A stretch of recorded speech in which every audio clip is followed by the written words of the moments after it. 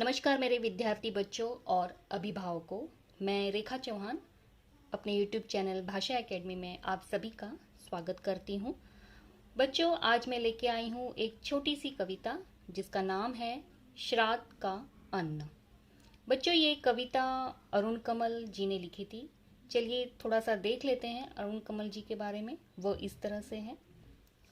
अरुण कमल जी का परिचय: जन्म 15 फरवरी 1954 का है और ये आधुनिक हिंदी साहित्य में समकालीन दौर के प्रगतिशील विचारधारा और संपन्न अकाव्यात्मक शैली के ख्यात कवि हैं।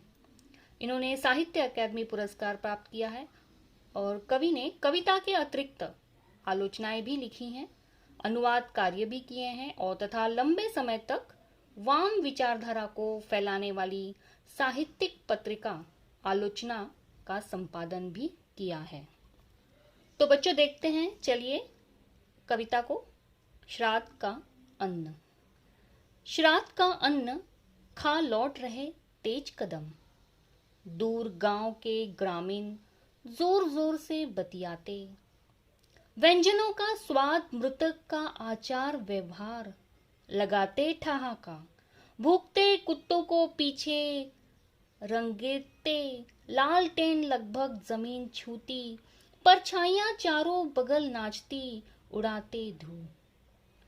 कठिन है निगलना श्राद्ध का अन्न, पात में बैठना, फिर परोसने का इंतजार, फिर कौर उठाना सामने मृतक के पिता के, कठिन है कंठ के नीचे उतारना।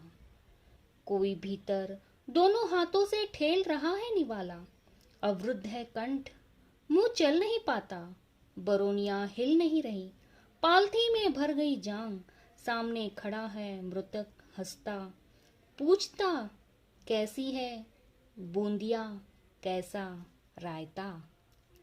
बच्चों, इस कविता का भावार्थ इस तरह से है। कवि कहते हैं कि श्राद्ध का अन्न, इस कविता में कवि अरुण कमल जी ने उस प्रसंग को उजागर करना चाहा है कि जब कुछ लोग श्राद्ध के भोजन को ग्रहण करने जाते हैं। इस पद्यांश में कवि पहले पद्यांश में कहते हैं कि श्राद्ध का भोजन करके कुछ लोग लौट रहे थे, उन सभी के कदम जोरों से चल रहे थे, कहीं कहीं वे थोड़े से भयभीत भी जान पड़ रहे थे, क्योंकि वे सभी लोग उस मृतक के बारे में बातें कर रहे थे जिसके श्राद्ध का भोजन करके आ रहे थे। लोग आपस में भोजन में खाए रस का स्वाद व मृतक का पिछला स्वभाव व व्यवहार की बातें कर रहे थे। रात का समय था, कुत्ते भौंक रहे थे, भय की वजह से लालटेन भी नीचे छूटी जा रही थी।